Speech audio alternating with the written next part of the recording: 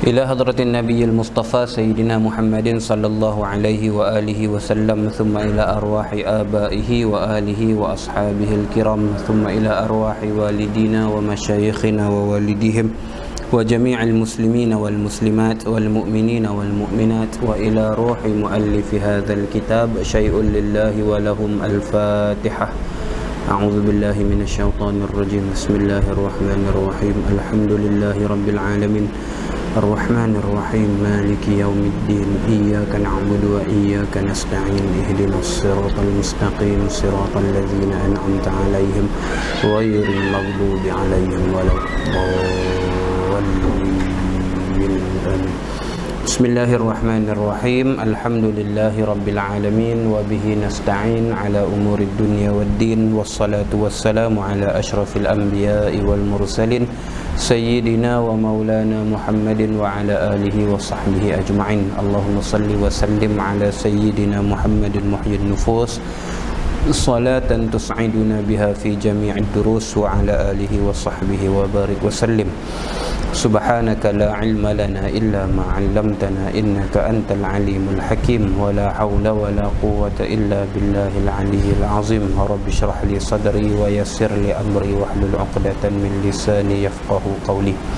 اللهم علمنا ما جهلنا وذكرنا ما نسينا وانفعنا بما علمتنا واجعلنا من المخلصين. اللهم افتح قلوبنا في طلب العلم وارزقنا الإخلاص فيه والعمل به والنشر به حتى يأتينا اليقين. اللهم افتح قلوبنا فتوح العارفين وفقهنا في الدين وعلمنا التأويل، وآتنا بفضلك أفضل ما تؤتي عبادك الصالحين، واجعلنا من الذين يستمعون القول فيتبعون أحسنه.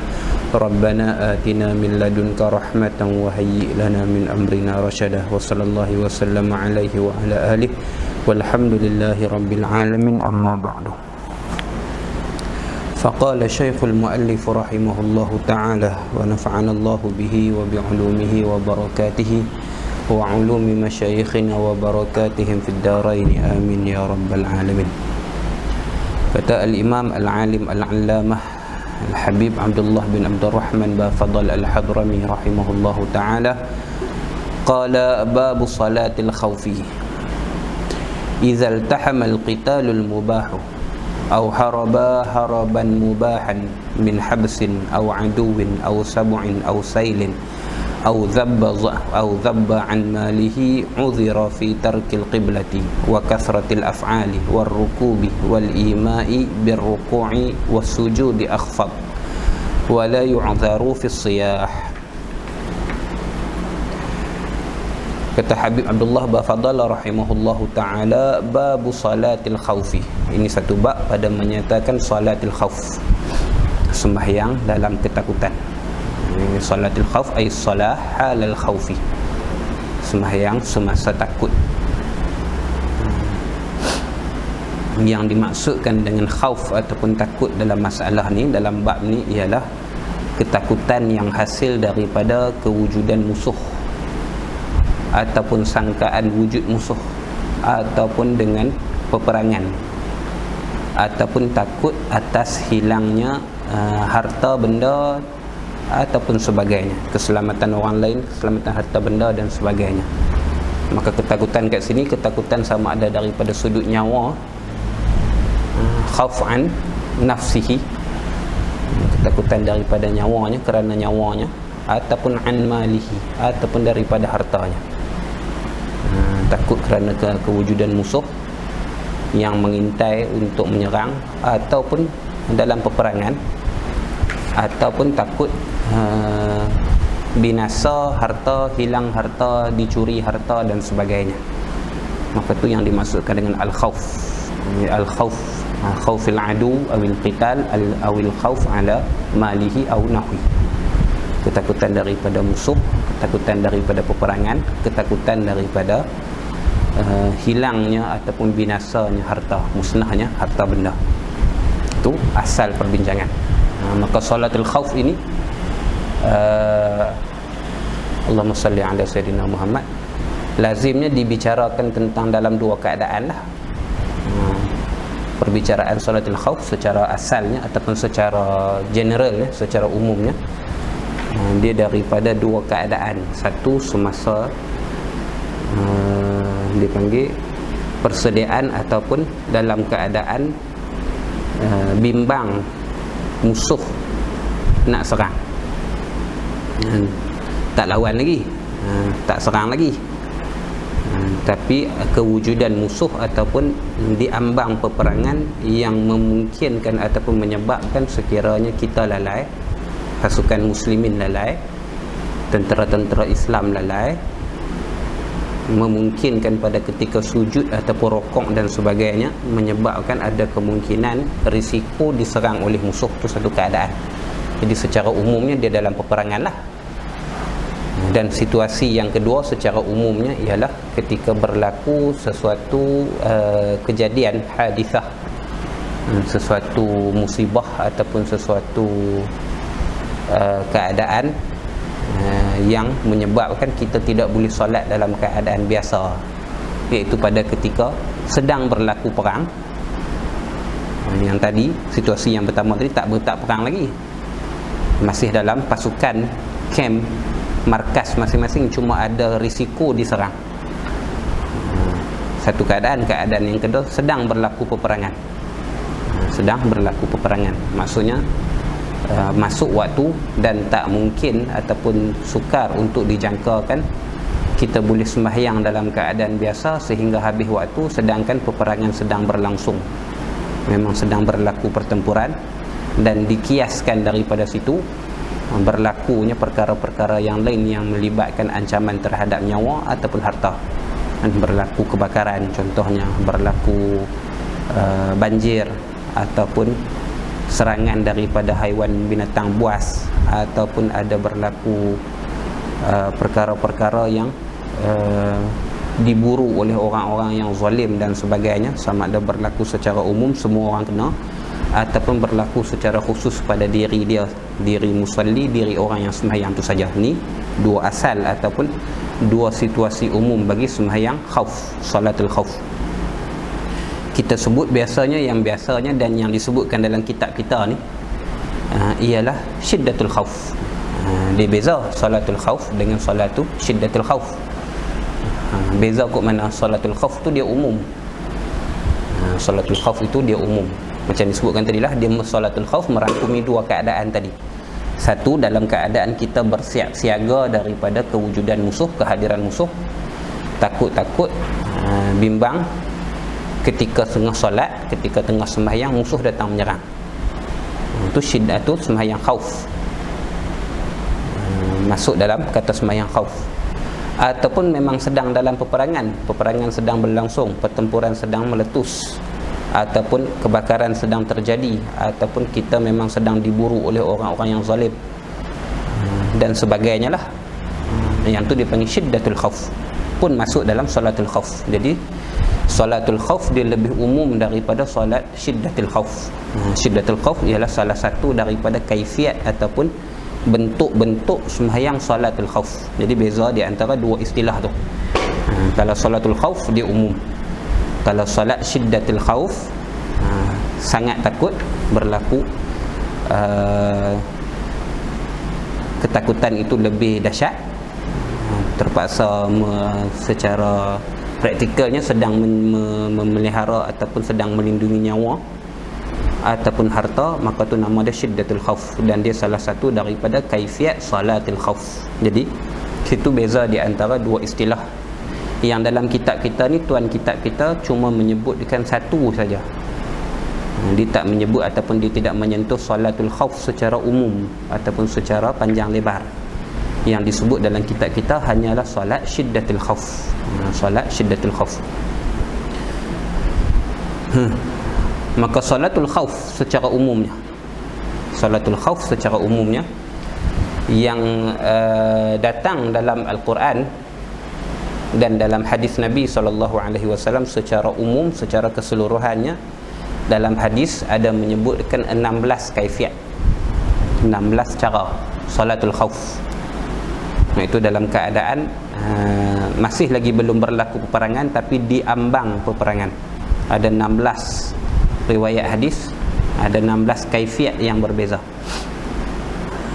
Ada 16 kaifiat yang berbeza. Itu disebutkan dalam hadis. Dalam Quran sebut juga, tapi sebut bukan secara sarih, bukan secara jelas kaifiat dan sebagainya. Macam yang disebutkan dalam surah An-Nisa. Itu firman Allah Subhanahu wa taala, wa idza kunta fihim fa aqamta lahumus salata faltaqum ta'ifatun minhum ma'aka, ila akhir ayat lah. Apabila kamu wahai Nabi berada di kalangan mereka tentara, fa aqamta lahumus salah, maka kamu dirikan sembahyang bersama mereka itu, faltaqum ta'ifatun minhum ma'aka, maka berdirilah, maka letakkanlah satu kumpulan bersama engkau ila akhiril hayat lah. Itu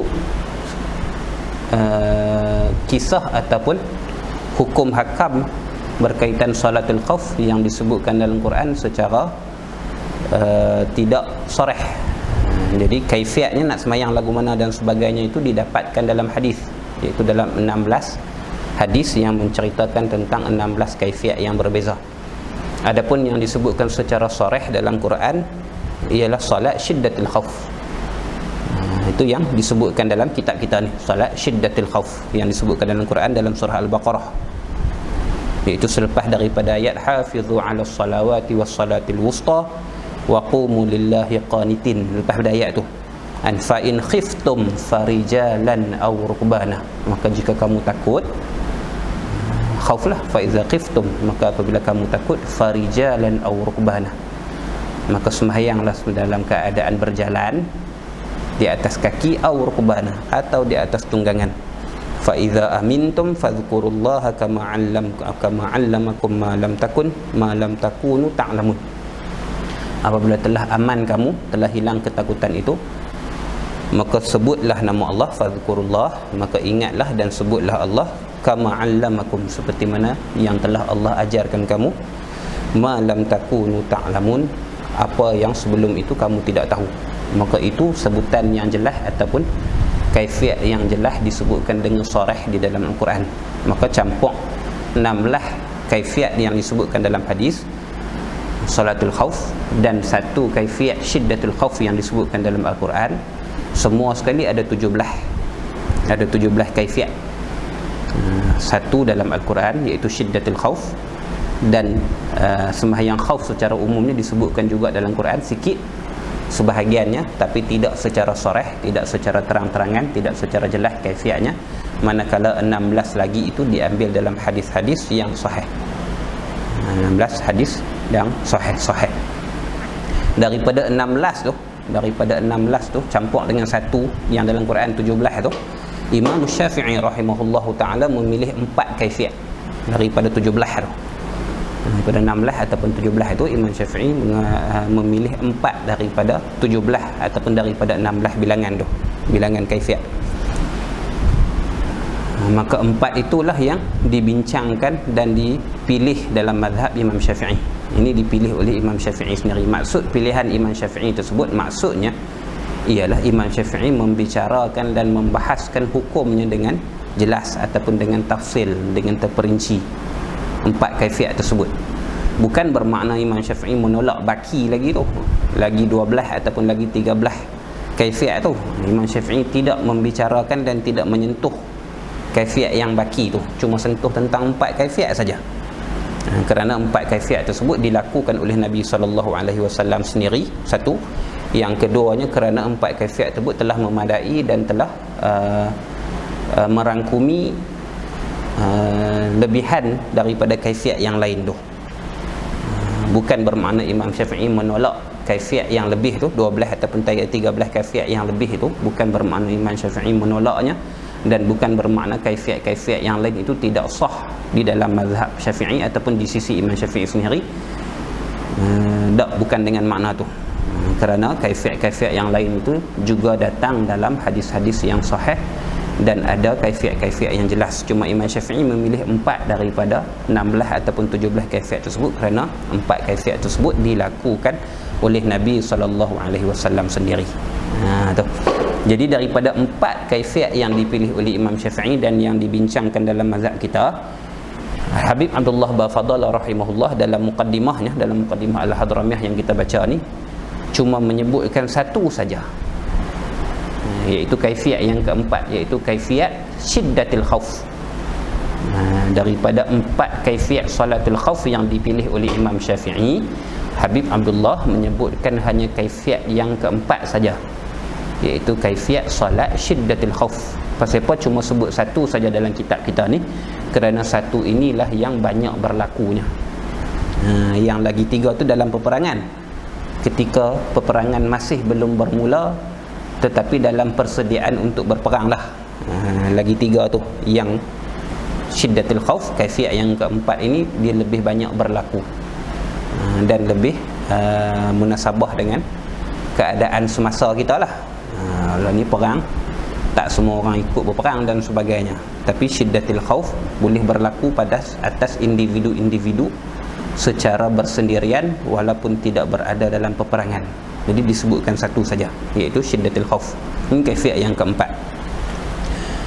4 kaifiat yang dipilih oleh Imam Syafi'i itu, kaifiat yang pertama disebut sebagai kaifiat salatul khauf bidzatir riqa'. Satu tempat dalam hadis disebut sebagai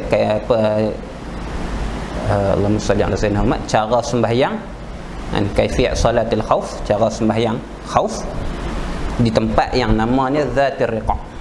Zatir riqa' itu kaifiat yang pertama, iaitu situasi di mana musuh berada pada selain arah kiblat.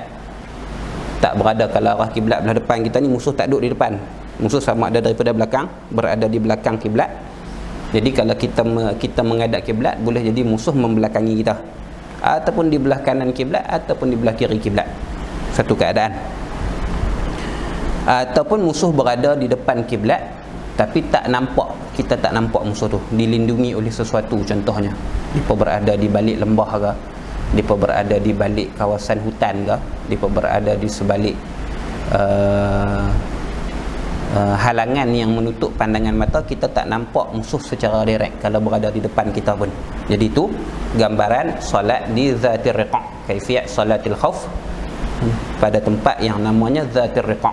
Jadi sama ada musuh berada di arah selain daripada kiblat, ataupun musuh berada di arah kiblat kita, cumanya kita tak nampak dengan pandangan mata sebab terlindung dengan sesuatu. Itu kaifiat yang pertama.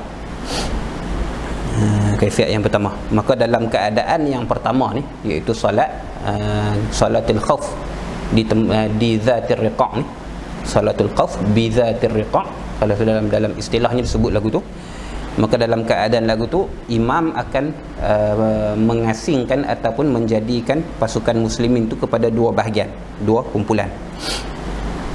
2 kumpulan. Satu kumpulan akan menghadap ke arah musuh, sama ada di depan kiblat tapi kita tak nampak, ataupun musuh berada pada selain kiblat, di kanan kiblat ke, di kiri kiblat ke, ataupun membelakangi kiblat ke. Satu kumpulan akan menghadap dan bersiap sedia sekiranya musuh menyerang. Satu kumpulan lagi sembahyang bersama dengan imam. Sembahyang bersama dengan imam. Maka bila contohnya kalau imam itu solatnya 2 rakaat, kita ambil yang mudah sekali, sembahyang 2 rakaat, maka rakaat pertama kumpulan yang sembahyang bersama imam tu akan berjemaah bersama dengan imam. Masuk rakaat yang kedua, mereka akan mufaraqah daripada imam dan akan menyelesaikan sembahyang secara bersendirian dengan segera. Itu kalau 2 rakaat. Dan kalau 3 rakaat, 2 rakaat mereka bersama dengan imam, rakaat yang ketiga tu mereka akan mufaraqah dan sembahyang sendiri.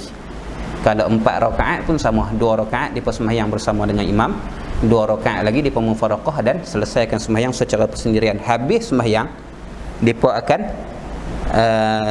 menggantikan kumpulan yang sedang mengawal tu, firqah harithah, kumpulan yang sedang mengawal keadaan, yang sedang mengawasi musuh. Habis sembahyang puak-puak yang sembahyang dengan imam jemaah yang pertama tadi ni secara bersendirian, imam masih lagi dalam solat. Imam masuk rakaat, kalau sembahyang tu 2 rakaat, habis sembahyang habis 1 rakaat bersama dengan kumpulan yang pertama, imam tunggu berdiri. Imam tunggu dalam keadaan berdiri itu.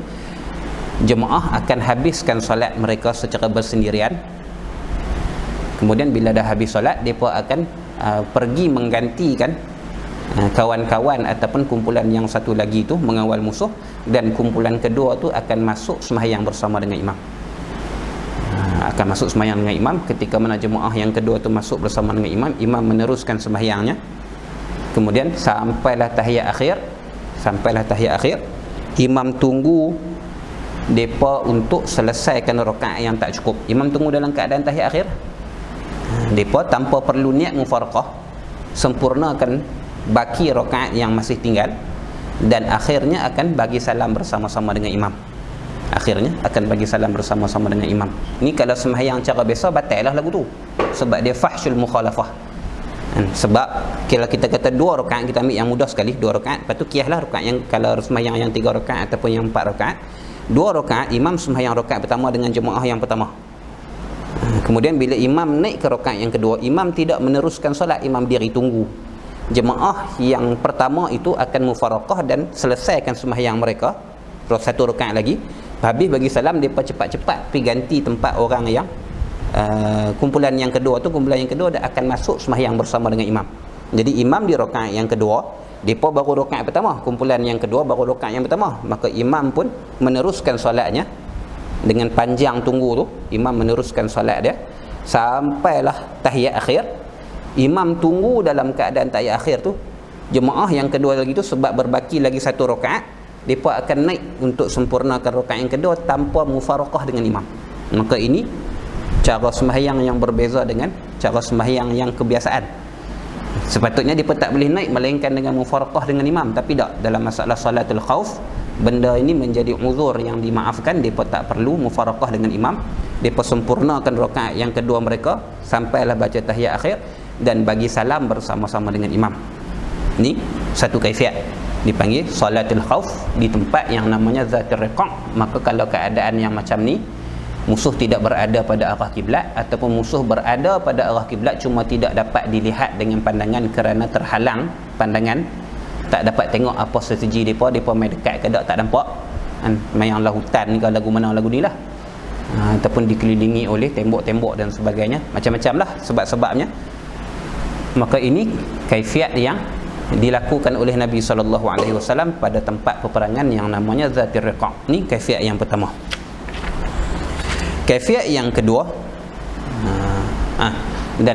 kaifiat yang pertama ni kalau dalam keadaan musuh tidak berada pada arah kiblat, ataupun musuh berada pada arah kiblat cuma terlindung daripada pandangan, ini kaifiat yang paling afdal. Ini kaifiat yang paling afdal, dia lebih afdal daripada kaifiat yang kedua. Dan kaifiat yang ketiga, kaifiat yang kedua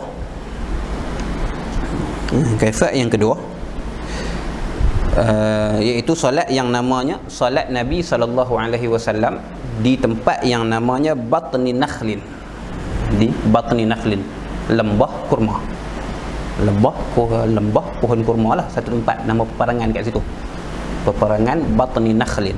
Ni kaifiat yang kedua. Kaifiat yang kedua ini ketika mana musuh tidak berada pada arah kiblat. Secara umumnya musuh tidak berada pada arah kiblat. Maka dalam kaifiat yang kedua ni, imam akan sembahyang secara sempurna dengan satu kumpulan, sama juga, pecah dua kumpulan. Imam akan solat dengan firqah yang pertama secara sempurna. Kalau 2 rakaat, selesaikan 2 rakaat bersama dengan kumpulan yang pertama, jemaah yang pertama. Kalau 3 rakaat ataupun 4 rakaat pun sama, selesaikan solat secara sempurna berjemaah dengan kumpulan yang pertama. Habis sembahyang dengan kumpulan yang pertama, barulah digantikan dengan kumpulan yang kedua, dan imam mengimami mereka sekali lagi. Pada solat yang kedua. Jadi imam sembahyang 2 kali ya. Imam sembahyang 2 kali. Sembahyang yang pertama itu sembahyang fardu bagi imam. Sembahyang yang kedua tu dikira sebagai sembahyang sunat bagi imam. Jadi kumpulan yang kedua itu depa sembahyang fardu lah, tapi berimamkan dengan seseorang yang sembahyang sunat. Dia macam solat yang ada. Imam tu macam solat yang ada, bukan solat yang ada tapi macam solat yang ada. Hukumnya sunat. Hukum solat yang kedua bagi imam itu hukum solat yang kedua bagi imam ialah sunat, jatuh bagi nafilah bagi imam. Ni kaifiat yang kedua. Maka kaifiat yang pertama tadi lebih afdal. Tu kaifiat yang kedua. Kaifiat yang ketiga Kaifiat yang ketiga, sembahyang Nabi pada tempat yang namanya Asfan. Salatun Nabi sallallahu alaihi wasallam, sembahyang Nabi sallallahu alaihi wasallam satu tempat yang namanya Asfan. Asfan ni tempat yang di antara Mekah dengan Madinah lah. Berlaku peperangan dekat situ. Berlaku peperangan itu. Maka solat yang ketiga ini musuh berada pada arah kiblat. Kaifiat solat Asfan, salatul khauf di Asfan, musuh berada pada arah kiblat dan tidak ada penghalang di antara kumpulan muslimin dengan musuhnya. Tidak ada penghalang. Jadi kita nampaklah musuh tu. Kita nampak pergerakan mereka, kita nampak mereka buat apa, kita nampak mereka susun barisan ketenteraan dan sebagainya lah. Musuh berada pada arah kiblat. Kita pun nak sembahyang pada arah kiblat, musuh duduk depan tu. Dan kita nampak. Kalau di Zatir Riqa' tadi ni, musuh walaupun berada di depan, tapi kita tak nampak, terhalang dengan sesuatu. Mungkin mereka berada pada tempat yang jauh dan sebagainya. Mungkin kedudukan geografi tempat tu tidak memungkinkan, tidak membolehkan kita untuk melihat musuh yang berada di hadapan dan sebagainya. Solat di Asfan, musuh berada pada arah kiblat. Kaifiat yang ketiga, solat di Asfan, musuh berada pada arah kiblat. Gitu. Dan kita boleh tengok pergerakan musuh yang berada di arah kiblat tu. Maka dalam kaifiat yang ketiga ni pecah dua kumpulan juga, sekurang-kurangnya pecah dua kumpulan juga, dan setiap daripada dua kumpulan tersebut akan takbiratul ihram bersama dengan imam. Setiap daripada dua kumpulan, dua saf lah kalau kita katakan, dua saf tu buat dua saf, maka kedua-dua saf, kedua-dua kumpulan makmum tersebut sembahyang bersama dengan imam serentak. Sebab musuh duduk depan. Jadi kalau kita nampak mereka mai, tak ada masalah lah. Tak ada masalah. Kita nampak pergerakan mereka. Gitu. Jadi kedua-dua kumpulan tentera muslimin akan sembahyang bersama dengan imam serentak. Bila rokok pun rokok bersama dengan imam serentak, sama-sama rokok dengan imam. I'tidal pun sama, i'tidal bersama dengan imam serentak. Time sujud. Bila time sujud, saf yang pertama akan sujud dulu. Saf yang kedua kekal dalam keadaan i'tidal. Ataupun kumpulan yang kedua kekal dalam keadaan i'tidal.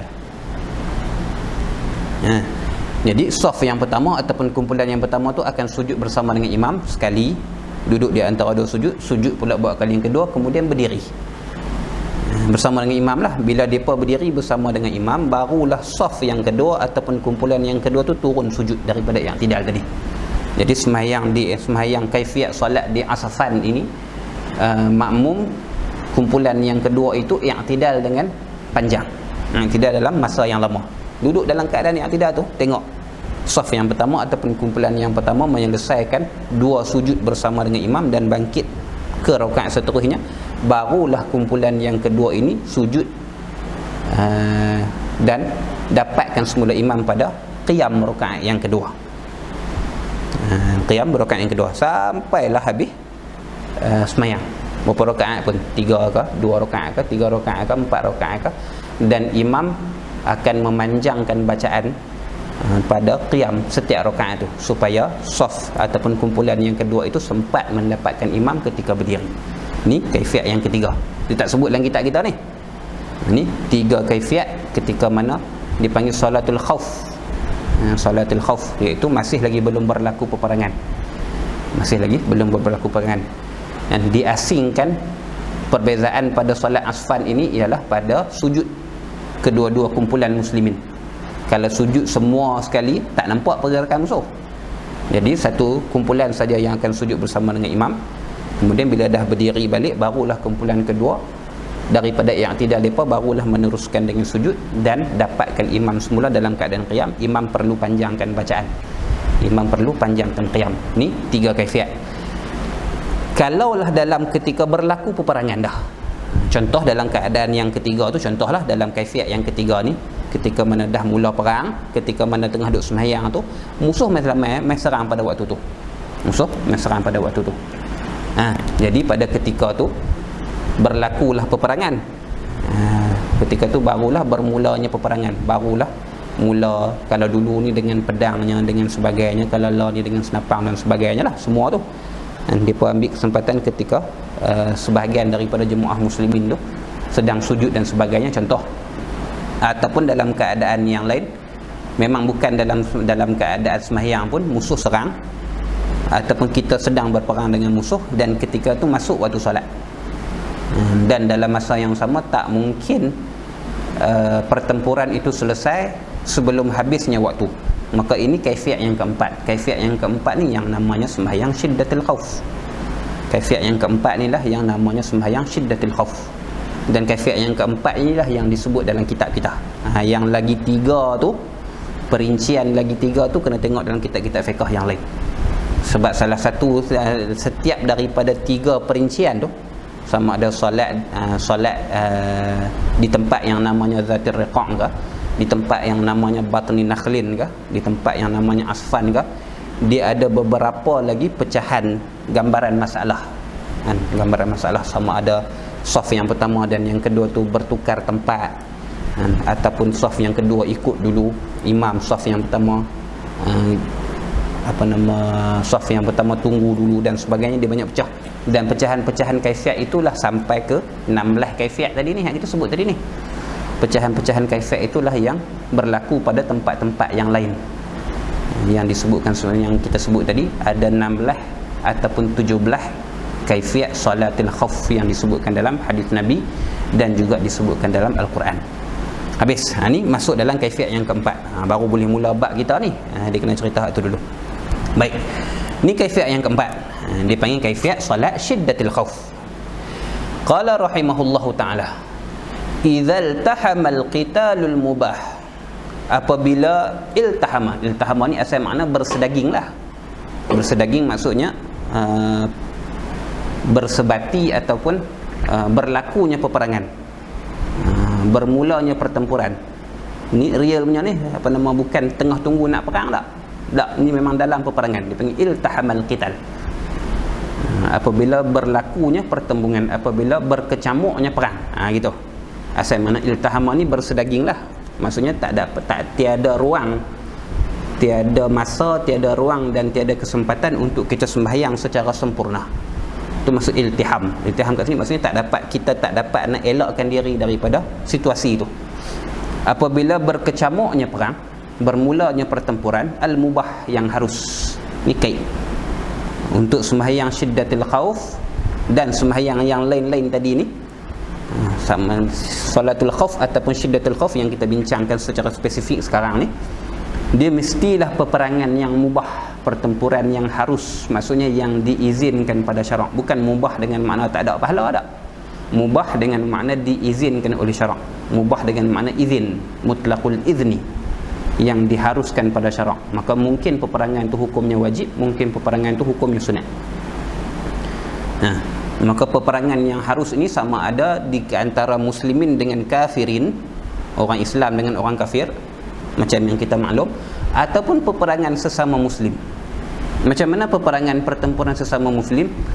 Kelompok yang adil berlawan dengan kelompok burah, kelompok pelampau, golongan yang keluar daripada ketaatan dari imam, dari pemerintah. Mereka yang pemberontak lah kalau kita panggil ni. Peperangan di antara tentera kerajaan dengan pemberontak. Maka dalam keadaan ini, peperangan yang harus ataupun yang diizinkan oleh syarak, yang dibenarkan untuk solat secara salatul khauf ataupun syiddatul khauf, hanyalah kelompok yang adil. Maksudnya kelompok tentera kerajaan lah, bukan pemberontak. Pemberontak Islam, kadang-kadang mereka ekstremis Islam juga, tapi mereka tak boleh buat, mereka tidak dibenarkan untuk sembahyang secara khauf ataupun secara syiddatul khauf, tak boleh. Sebab pada sisi mereka, pada kelompok mereka, mereka bukanlah berada dalam peperangan yang harus. Sebaliknya mereka berada dalam pertempuran yang diharamkan. Sebab mereka buruk, mereka golongan pelampau, pemberontak. Itu contoh peperangan sesama muslim. Ataupun pertempuran dengan penyamun. Penyamun tu juga muslim. Tang menyamun, mayang. Tang mayang. Ramai kita tengok dalam kisah-kisah sejarah kita pun banyak aja penyamun-penyamun yang puasa, penyamun-penyamun yang sembahyang tak tinggal tapi kerja dia menyamun. Maka geng penyamun ni dia panggil qutta' tariq. Geng-geng perompok ataupun penyamun jalanan. Mereka yang menghendak pada jalanan musafir dan sebagainya dengan tujuan untuk merampas harta dagangan dan sebagainya. Penyamun dah di jalan. Depa ni pun kalau depa nak sembahyang, depa pun tak boleh sembahyang secara salatul khauf ataupun syiddatul khauf, sebab mereka bukan berada dalam pertempuran yang harus. Sebaliknya golongan yang di atas kebenaran lah kita panggil. Dan kalau dalam peperangan bersama dengan golongan bughah, golongan pelampau pemberontak, tentera kerajaan lah yang berada atas kebenaran. Kalau peperangan bersama dengan qutta' tariq, contohnya penyamun ataupun perompak jalanan, mereka yang mengganggu keamanan jalan, maka tentera belah kerajaan jugalah, polis, askar dan sebagainya lah yang berada atas peperangan yang diizinkan oleh syarak. Sebaliknya mereka seteru pada dalam keadaan yang sebegitu, walaupun mereka muslim, walaupun mereka sembahyang, tapi mereka tidak dibenarkan untuk solat secara khauf ataupun secara syiddatul khauf. Itu qai' al-mubah. Itu yang dimaksudkan dengan qitalul mubah. Jadi yang pertempuran dan peperangan yang diizinkan oleh syarak saja yang boleh amalkan dan praktikkan kaifiat solat khauf yang kita bincang ni, dan juga yang telah disebutkan tadi. Gitu. Apabila berkecamuknya perang, izal tahamal qital, apabila meletusnya peperangan, al-mubah, yang harus, yang diizinkan pada syarak, situ berlaku peperangan dengan sesungguhnya, au haraba haraban mubahan, ataupun lari, melarikan diri, tak perang, tapi orang tersebut ni masalah individu lah. Tadi peperangan, masalah jemaah, pertempuran, anggota keselamatan, askar, polis dan sebagainya, tu satu ketumbukan lah, satu pasukan, ramai jemaah, ataupun secara individu. Ini masalah yang kedua. Au haraba haraban mubahan, ataupun lari ia seseorang haraban mubahan, akan sebagai lari yang dibenarkan oleh syarak. Mubah sama makna dengan tadi, yang diizinkan oleh syarak. Ini masuk dalam, dipanggil tak berang tapi ishtaddal khauf. Dalam istilah sebut ishtaddal khauf, ketakutan yang melampau. Ini yang disebutkan sebagai syiddatul khauf. Masalah yang kedua ni lah yang dinamakan dengan syiddatul khauf. Tapi yang pertama atas ni, yang iltihamul qital, berkecamuknya perang, masuk sekali lah, sebab masuk juga dengan makna ishtaddal khauf, lebih bersangatan takut. Yang tadi ni takut juga tapi tak perang lagi. Ini sekarang dalam keadaan peperangan yang betul, yang sebenar, memang sedang meletusnya peperangan, ataupun seseorang tersebut melarikan diri, dan pelarian dia itu mubah, diizinkan oleh syarak. Pelarian itu diizinkan oleh syarak.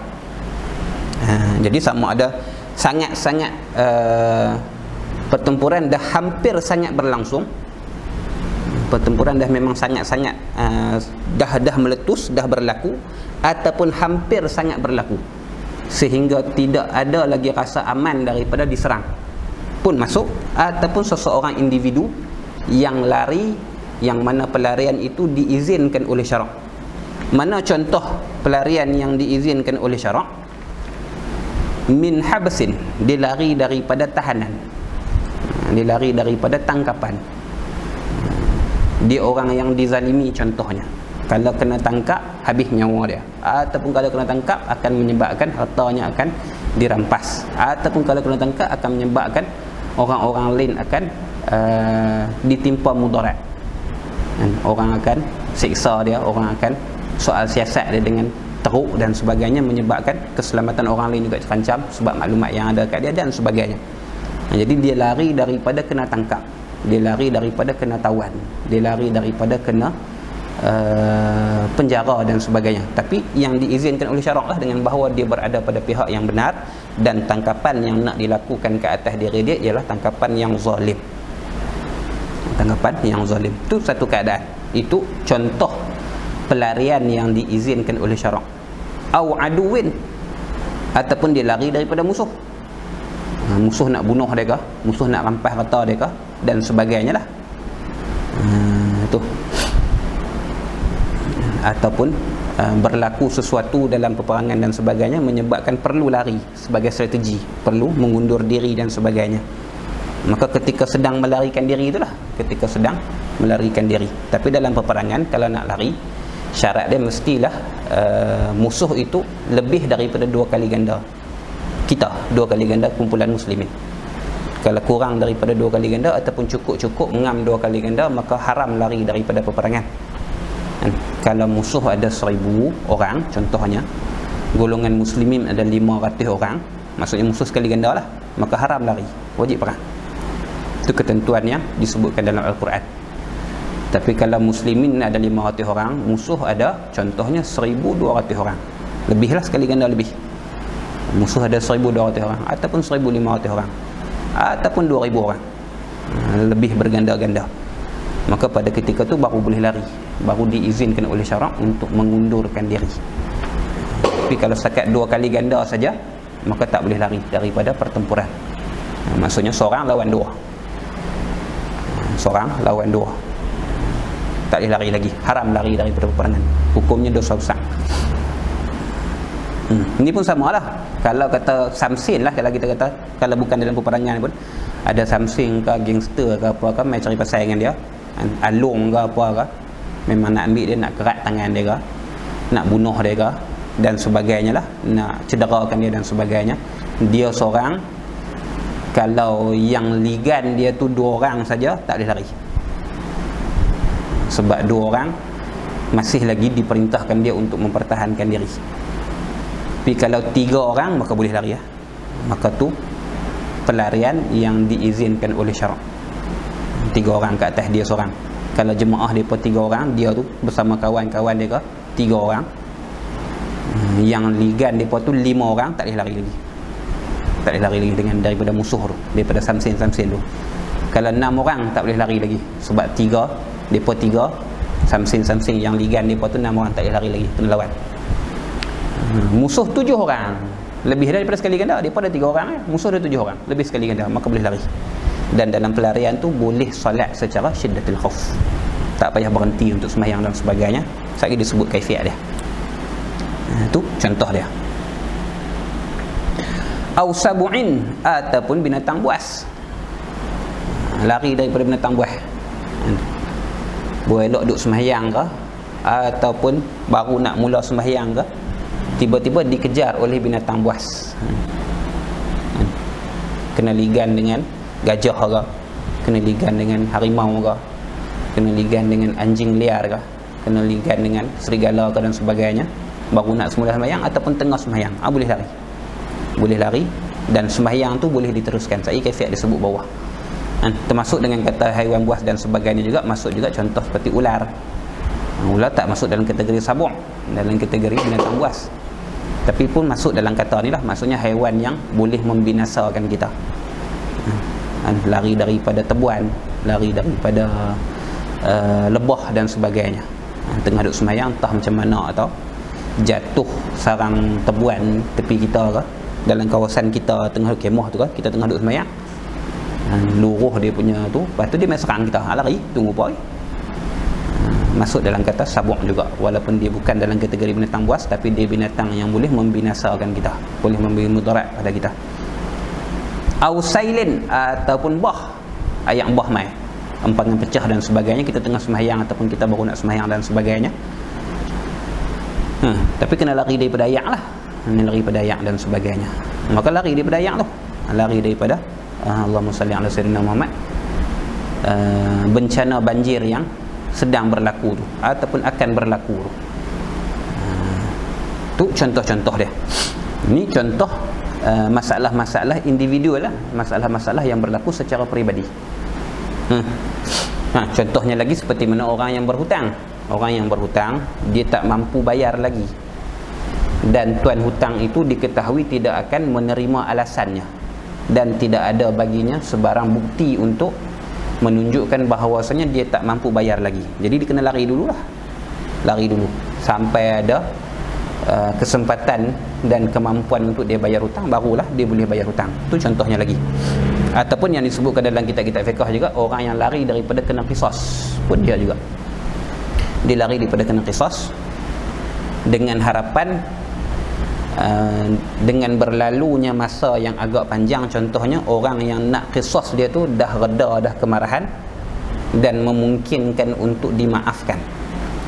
Kalau Allah ni memang dia tak marah, dia memang dia tak maaf lah, memang dia akan minta juga supaya qisas itu dilakukan dan sebagainya lah. Tapi mungkin dengan berlalunya sikit masa, kalau dia lari dulu Ustaz, sembunyi diri tang mana-mana, mungkin dalam tempoh sebulan ke 2 bulan ke dan sebagainya, kemarahan sahibul qisas tu dah reda dan mungkin dia memaafkan, ataupun mungkin dia ubah qisas dia tu kepada diat dan sebagainya, pun boleh juga. Maka itu juga pelarian yang diizinkan oleh syarak. Au dhabba an malihi, ataupun merampas daripada hartanya, berlaku rampasan pada hartanya. Kalau tak lari, harta dia akan dirampas, asetnya akan dirampas, harta bendanya akan dirampas kalau tak lari. Jadi kena lari bawa harta dia dulu, dan seumpama harta tu lah, dan lain-lainnya. Maka kalau lagu tu, maka dalam setiap masalah ni, setiap masalah yang kita sebutkan tadi ni, berlaku peperangan ataupun hampir-hampir berlaku peperangan ataupun lari yang dibenarkan oleh syarak dan sebagainya, setiap masalah yang kita sebutkan tadi ni, setiap gambaran yang kita sebutkan tadi ni, maka tidak dibenarkan untuk kita mengeluarkan solat daripada waktunya. Tang semayang kena semayang juga, tang semayang kena semayang juga. Maka tidak, ini bukan uzur yang menggugurkan kefarduan solat dalam masalah-masalah yang kita sebutkan tadi ni. Maka dia kena solat kalaulah ada ruang untuk dia solat dengan sempurna dalam waktu, maka dia kena dapatkan ruang tu, masa tu. Lah ni tak ada semayang, masuk waktu dah zuhur contoh, tak ada semayang, tapi pukul 3.45 lagi ataupun pukul 4 lagi dan semayang, aman lah. Maka kena tunggu waktu tu untuk semayang. Tapi kalau tak diharapkan dapat masa yang membolehkan dia sembahyang dengan normal secara sempurna macam biasa, tak harap ni lari ni sampai habis waktu lah, confirm kena lari dan sebagainya, ataupun perang ni tak akan reda melainkan sampai gelap baru reda. Jadi lohok asal nak kena sembahyang juga ke mana pun. Maka pada ketika tu uzira fi tarkil qiblah, tak sembahyang kena sembahyang. Maka dalam keadaan ini kaifiatnya diuzurkan dalam keadaan-keadaan yang kita sebutkan tadi ni, fi tarkil qiblah, diuzurkan pada meninggalkan kiblat. Tak menghadap kiblat tak apa, jadi dia sembahyang hala yang dia lari ya, hala yang dia lari, maka diuzurkan. Yang asalnya merupakan syarat sah bagi solat dimaafkan dalam keadaan ni. Maka dalam bab syiddatul khauf ni banyaklah perkara-perkara yang dimaafkan. Contoh macam dalam kaifiat yang kita sebutkan tadi ni, makmum yang meneruskan solat sedangkan imam sedang tunggu dalam tahiyat akhir, dia fahsyul mukhalafah. Dalam yang biasa, fahsyul mukhalafah ni perbezaan yang ketara yang buruk dalam solat. Sepatutnya tak boleh lah. Fahsyul mukhalafah ni perkara-perkara yang membatalkan solat yang normal, tapi dalam bab solatul khauf diuzurkan, dimaafkan, tak membatalkan solat kan? Macam tu juga dengan i'tidal yang panjang tadi ni pun dimaafkan dalam kaifiat-kaifiat yang kita sebutkan tadi ni, i'tidal yang panjang dan sebagainya tadi ni. Macam tu juga dengan hukum makmum semayang fardu berimamkan imam yang semayang sunat tadi ni. Kalau ikutnya tak ada pahala jemaah dan sebagainya lah, tapi dimaafkan, dapat pahala fardu macam biasa juga, sebab dalam keadaan solatul khauf. Ini pun sama, antara benda-benda yang dimaafkan lagi, diuzurkan, tidak dikira sebagai membatalkan solat. Dia solat tanpa menghadap kiblat, dia menghadap hala yang dia lari tu. Ada masa tu takbiratul ihram, takbiratul ihram, celah mana pun, menghadap hala mana pun, sambil berlari pun tak apa, sambil berjalan pun tak apa, tak duduk statik pada satu tempat apa, teruskan takbiratul ihram. Baca Fatihah bukan gaduh, bukan perlu berdiri tegak, baca sambil lari dan sebagainya kan? Macam tadi tebuan ligan dan sebagainya, dia tengah dalam sembahyang lari baca Fatihah dan sebagainya. Dan dimaafkan juga wa kasratil af'ali, dan banyak pergerakan, perbuatan yang tidak ada kena-mengena dengan solat, lompat ke menunduk ke, berguling ke dan sebagainya, tak kisahlah. Benda tu yang pada sembahyang yang biasa membatalkan solat, tapi dimaafkan pada solat khauf, salatul khauf dan solat syiddatul khauf yang kita bincang, dimaafkan. Dimaafkan juga warukubi, dan menunggang kenderaan pun dimaafkan. Gitu, dimaafkan. Cuma pastikan jangan dalam keadaan bernajis. Dalam ditaklih pijak najis tak boleh. Ni bukan maksudnya membatalkan solat tak, solat dia tak batal. Dalam peperangan dia tak boleh pegang senjata yang berlumuran dengan darah, dia tak boleh pegang. Bukan tak boleh dengan makna kalau dia pegang batal tak, maksudnya syarat sah solat yang lain tu perlu dijagalah. Aurat kena jaga, lepas tu mesti dipelihara, mesti terjaga, terpelihara daripada najis pada pakaiannya, benda yang dipegang semasa solatnya, pada tempatnya, pada kakinya, pada badan dan sebagainya, kena jaga. Kalau dalam keadaan contohnya pedangnya berlumuran dengan najis, senjatanya berlumuran dengan darah contohnya, tapi dia tetap kena pegang juga sebab tengah perang, takkan nak lepas senjata, maka dia teruskan sembahyang macam biasa juga, teruskan sembahyang sah, tapi kena ulang balik. Sembahyang tu kena qada balik nanti ni, kena ganti semula. Tapi kalau tak ada benda-benda tu kan, dipegang senapang, mana nak ada darah pada senapang tu, bukan kena darah pun dan sebagainya. Jadi tak perlu ulang balik solat tu. Solat tu sah dan tak perlu ulang balik. Dan kakinya tidak memijak sebarang najis contohnya. Dan pakaiannya tertutup auratnya, tidak ada auratnya yang terdedah pada pakaiannya. Dan pakaiannya juga bersih pada najis dan sebagainya. Sembahyang tu sah dan tak perlu ulang. Tapi kalau ada benda-benda yang kita sebutkan tadi tu berlaku dalam solat dia, benda yang dipegang berlumuran dengan darah contohnya, kena najis contohnya, badannya kena najis contohnya, kakinya kena najis contohnya, pakaiannya koyak pada aurat, pada kawasan aurat dan sebagainya, dia tetap teruskan sembahyang juga, tapi dia kena ganti balik nanti. Tu. Maka yang dimaafkan ialah meninggalkan kiblat satu, banyaknya pergerakan yang tidak ada kena-mengena dalam solat, dan menunggang kenderaan pun dimaafkan juga, tak ada masalah. Kemudian cara sembahyang dia, macam mana nak rokok dengan sujud, wal ima'u bir raka'i, dan dia menundukkan kepala dengan rokok dengan isyarat menundukkan kepala dengan rokok.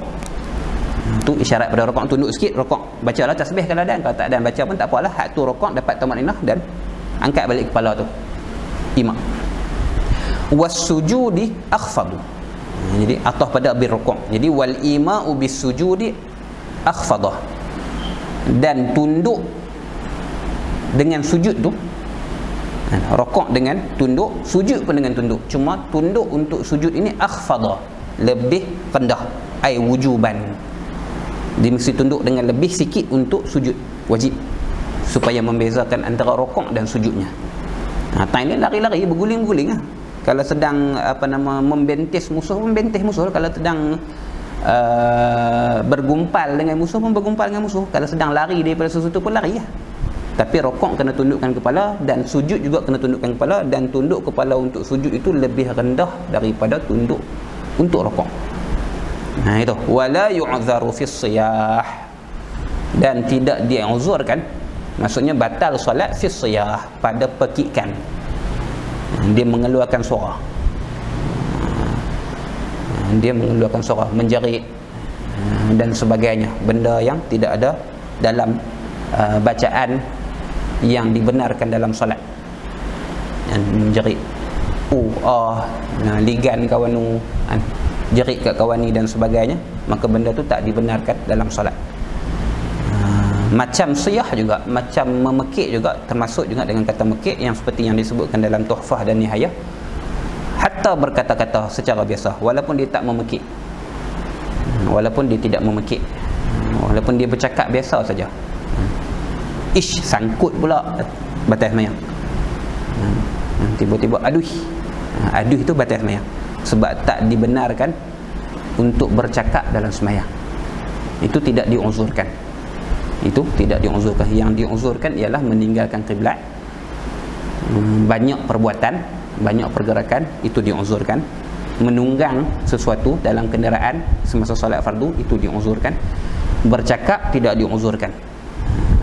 Terdedah aurat tidak diuzurkan. Terkena najis pada badan, pakaian ataupun senjata yang dipegang, sesuatu yang dibawa masuk dalam sembahyang pun tidak dimaafkan. Cuma yang tadi ni, sama ada terdedah aurat ataupun berlumuran dengan najis, itu sembahyangnya perlu diteruskan dan dia perlu qada pula nanti ni. Pekikan ni juga sama. Kalau dia melakukan pekikan ataupun dia melakukan percakapan selain daripada qauli yang dibenarkan dalam solat, maka diteruskan sembahyang juga, cuma dia kena qada balik nanti. Itu. Maka ni yang dimaksudkan dengan solat syiddatul khauf. Dia dalam keadaan contohnya orang tengah ligan kita ke, orang tengah kejar kita ke, kita lari daripada sesuatu ke, ataupun berlaku kebakaran ke, ataupun berlaku benda yang kacau bilau lah, benda yang menyebabkan kita tak boleh semayang secara biasa dan sebagainya. Dikejar dengan sekumpulan tebuan ke, ataupun lari daripada samsing ke, ataupun orang yang nak bunuh kita ke, dan sebagainya lah. Masuk waktu semayang, kena semayang. Kalau boleh semayang dengan biasa, ada waktu yang membolehkan kita semayang secara normal, kena tunggu sampai waktu tu. Tapi kalau tak diharapkan kita dapat masa yang membolehkan kita semayang secara normal dalam waktu yang sepatutnya, maka kita boleh teruskan semayang dengan kaifiat syiddatul khauf ni. Gitu. Habis tu sedikit sebanyak perbincangan tentang solat syiddatul khauf secara khasnya seperti yang disebutkan dalam kitab kita, ataupun dengan penjelasan yang telah disebutkan pada awal kelas tadi, sembahyang salatul khauf secara umumnya dengan 4 kaifiat yang telah dipilih oleh Al-Imam Asy-Syafi'i rahimahullahu taala. Habis wallahu alam. Kemudian katanya faslun fil libas, masuk dalam fasal yang baru, iaitu pada masalah pakaian yang boleh dipakai dan yang tidak boleh dipakai. Wallahu subhanahu wa ta'ala alam.